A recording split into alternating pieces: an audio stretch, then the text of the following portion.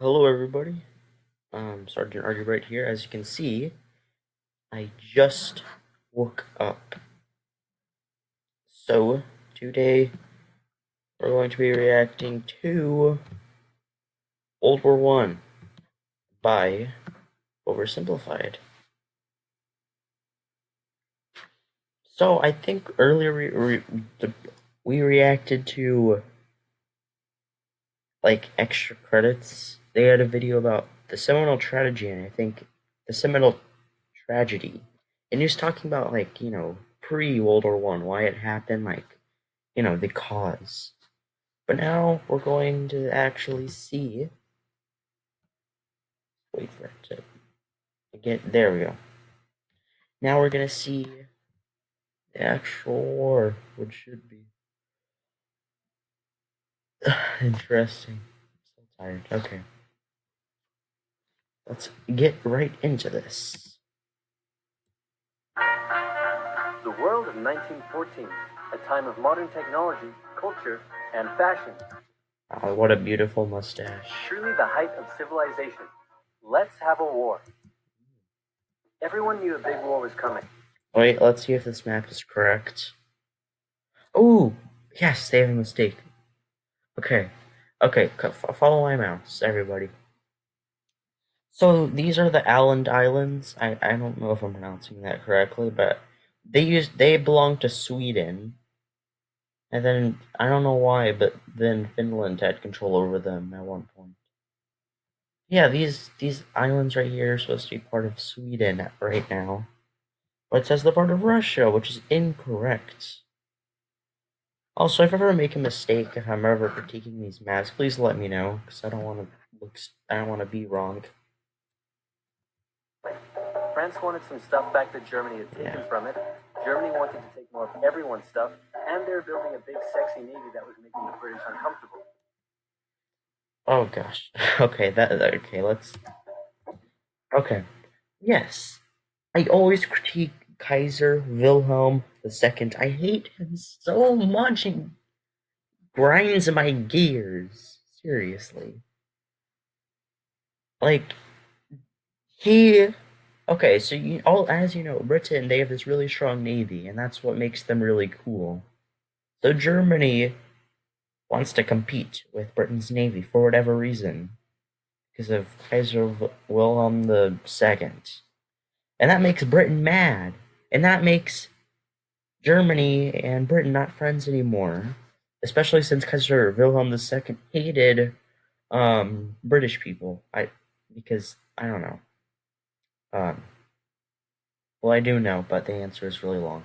So also he broke ties with Russia. Otto von Bismarck, he worked so hard to strengthen ties with Germany and Russia. But then, despite the fact that Kaiser Wilhelm II is a cousin of Tsar Nicholas, the person in charge of Russia, he's still like, grr, I don't like Russia. We're gonna become. I don't like you, Russia. Yeah, and he breaks ties with everybody. He makes so many enemies. Just so he can build a big, cool empire. These two empires thought they were really cool, but lots of different people who lived there didn't think it was so cool. And some of them Yeah. had even been declaring independence with help from Russia. Everyone was talking about each other behind each other's backs, throwing the fact that military technology had come a long way since the last major war, and suddenly everyone was pretty eager to beat each other up. In this area of Austria-Hungary lived some Serbs and Bosnians who hated living in Austria-Hungary. So the Austro-Hungarian Archduke Franz Ferdinand goes there for a nice ride in an open-top car, with his car's route published in advance. And that went just... Wait, what? Okay. Very interesting. Just about as well as you'd expect. Some assassins were waiting for him along the way and threw bombs at his car, but they missed and blew up some officers behind him instead. So the Archduke goes into hiding, leaves Sarajevo, and the whole war never happens, except no. Yes. I go over all of this and World War One, the Seminole Tragedy by extra credits. Check that out. Very interesting. The Archduke doesn't leave, but instead goes back out in the open-top car to visit the injured officers in hospital. The driver takes a wrong turn and by sheer coincidence gets stuck beside one of the failed assassins. Yes. Who shoots him. Austria-Hungary is understandably pissed about all this, and they think the Serbian government had something to do with it, which they might have. So they go to their ally Germany and say, hey Germany, we're going to declare war on Serbia. And I think it's important to note that Germany's Kaiser Wilhelm II, he actually had close ties with the person who was assassinated.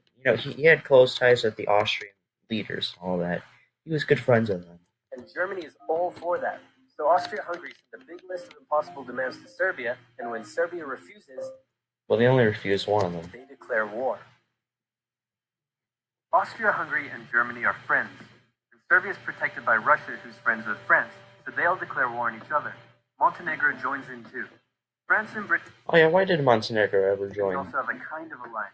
So when France says, Britain, you got my back, Britain is like, maybe. And then they decide to stay out of it, which is great for Germany, because Germany has a plan. They know that Russia is so big and clumsy that it will take them a while to get ready for war. So with this guy in charge, Germany will send all its troops into France at lightning speed while Russia's getting ready, defeat France, then move all the troops to Russia and defeat Russia, and we all speak German and eat Pfefferpothast every day. Just one problem. France has loads of forts and defenses along its German border, and Germany can't waste any time fighting them. So Germany decides to go around them through Belgium. Oh god! Oh wait, first of all, where did Luxembourg go? Why is it part of Germany? That never happened. Belgium is neutral, but Germany wants to march 750,000 troops through it to get around France's defenses. They're hoping Belgium will just kind of sit down and shut up, but they don't. They fight back, and they're pretty good too, so they slow the Germans down. What's worse is that Britain shows up, and they're pretty pissed that Germany's invading neutral countries. Yeah, Britain, they had guaranteed their independence since, like, I think it was the 1870s? No. I don't know. Oh my gosh, I'm actually upset that I don't know. I'm pretty sure, maybe, it was after the Napoleonic Wars and after Belgium became independent from the Netherlands. So now Britain declares war on Germany. The Germans push on very through stupid. Belgium and commit some atrocities along the way. Yes, They also wear spikes and sometimes skulls on the uniform. So if you're trying to not look like the bad guys, good job. Are you kidding me? I mean, okay, let's talk about, like, the skulls thing. It's not just Germany who has the skulls, it's like so many other militaries, even today, like places like Estonia, they have skulls on their stuff. But it looks pretty cool, in my opinion. I think they look pretty nice. The Allies have a propaganda extravaganza, and this starts having an influence around the world, notably in America. The U.S. President Woodrow Wilson sees himself as a bit of a Jesus figure, and spends most... Yeah, Woodrow Wilson is stupid, and during the treaty of, like, after World War I, when he makes all the peace treaties with everyone else, he kind of contradicts what he said, his 14 points. Most of the war trying to get everyone to just hug it out. But there's also a large population of ethnic Germans living in the United States. And when the war... German is even today, it's the biggest ethnicity in America. And back then, it was way larger than it is now. Or at least the percentage. When war first broke out, they were like, yay, Germany. But now that they're committing atrocities in Belgium, they're less enthusiastic. Yeah. Let's play Spot the French Soldier. Did you see him? Easy, right? He's wearing a bright blue uniform with red trousers. And do you know who else spotted him easily too? The Germans. So when the French were slowly marching in columns through the countryside, the Germans easily tore them to shreds with their giant guns. Gosh. All the nations involved in this war went in with an old-school war mentality, and all of them had to update their uniforms and tactics a lot during the Great War. I really need to turn up the volume. Sorry about that. But also, I forgot what I was gonna say. Oh yeah.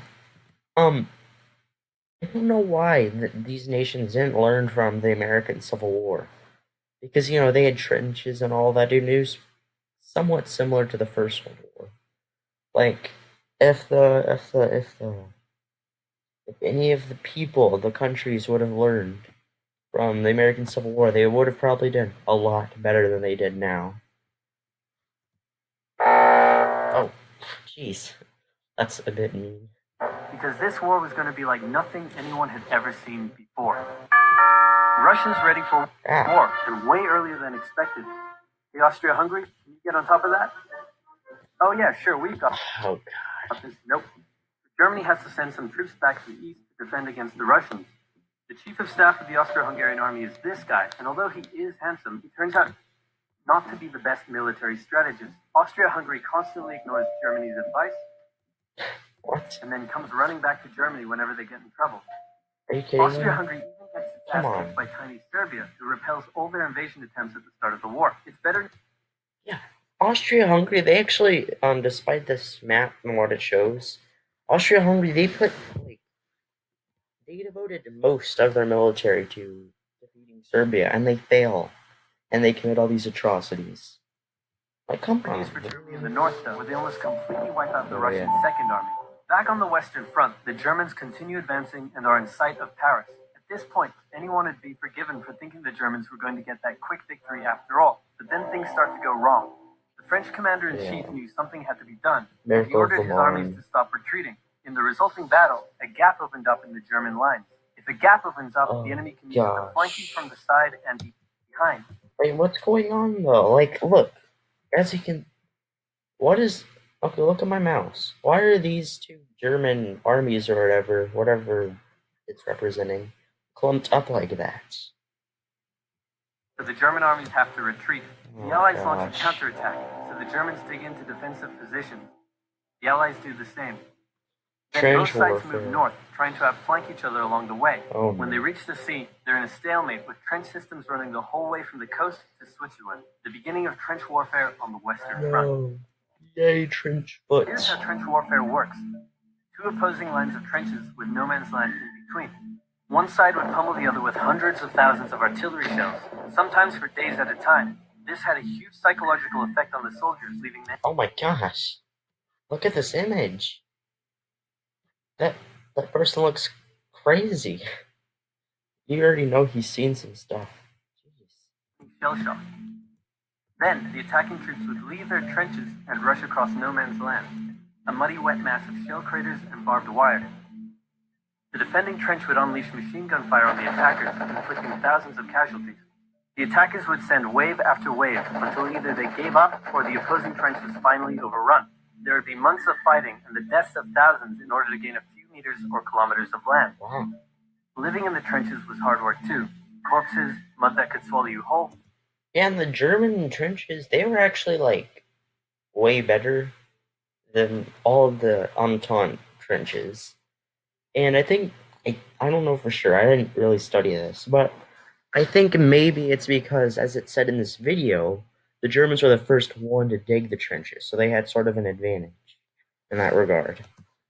Pools of poisonous water, rats, disease, the smell. It's insane that millions of soldiers put up with these conditions, and commanders ordered them to do so for years. Oh. Well, that was part 1. Thank you all for watching.